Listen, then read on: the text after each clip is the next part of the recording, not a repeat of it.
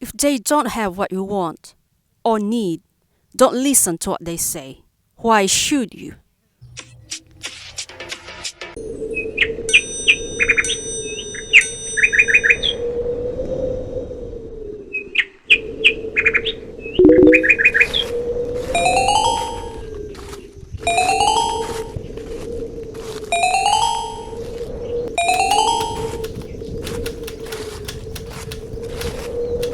Do like and subscribe, will you? Thanks!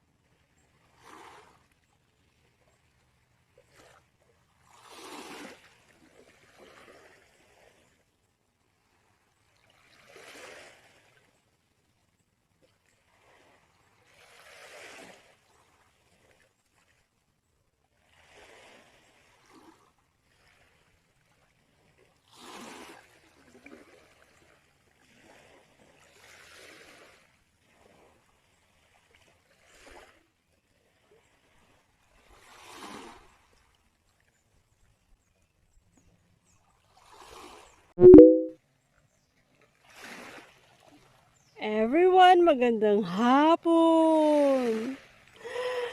Ngayon po ay sasama po ulit ako sa paghihila-hila. It's addictive! Lalo na po pag nakita mo na maraming huli. Nakakatuwa. Hindi ko lang po makunan. It's because napakadilim. Ano po?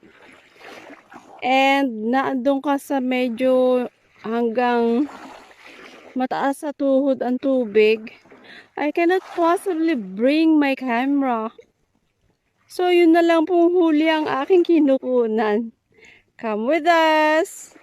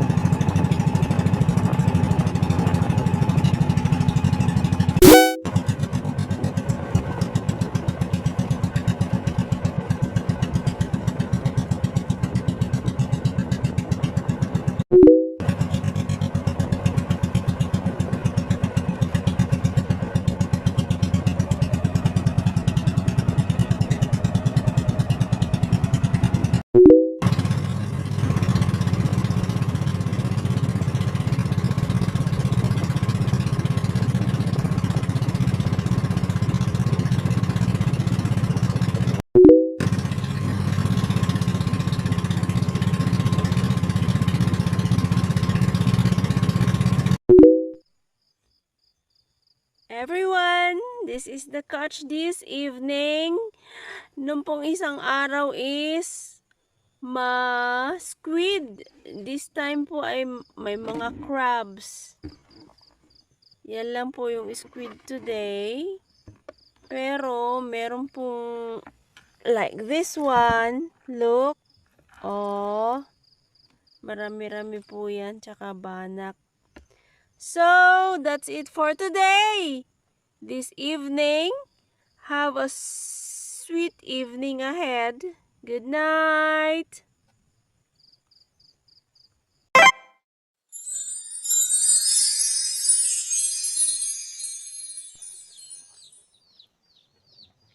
One of the catch last night. Ayan. I'll cook it today. Calamari. I've cleaned it already. Yung pong iba, naibenta na. Marami pong klaseng nahuli last night, you know? Yeah, I told you, pag nangingisda ka pala. It's quite exciting kung ano po ang mahuhuli ng lambat, Let me cook.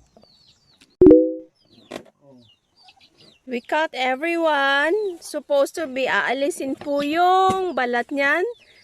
But dahil po sa pansariling kain, hindi ko po aalisin ang balat, ya. Namahinga po tayo pagkatapos ng tanghalian. At dito po, ang init is so brutal. Talaga pong mainit. Then, dahil pahapon na, ito po ay aking ginawa na ng balag para po kalapkapan ng sigadilyas. Hoping na mabuhay. Naku, kung hindi, kawawa naman po tayo at araw-araw nating dinidilig pagkagising sa umaga. May balag po sila, oh. Yan. Ang taas-taas. Mga dulo po yan ng kawayan.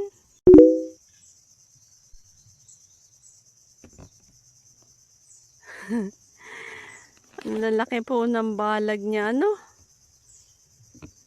Ito po'y talagang nagva-vine na.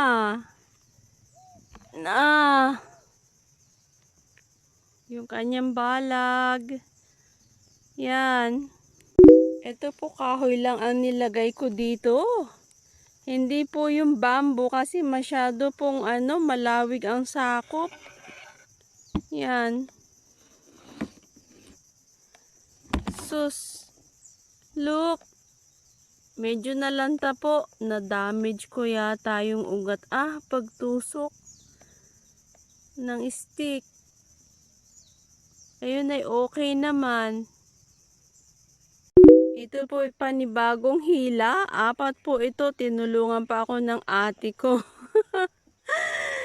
Bukas ko na po siguro o sa Sunday ikakabit yan. Itatayo po itutusok para po sa the rest na hindi pa po nalalagyan ng kalapkapan. Kasunod ko na po itong lalagyan ng bamboo para mag-vine na rin siya. Survive siya maski pa paano. Sturdy po talaga pala ang gulay na ito.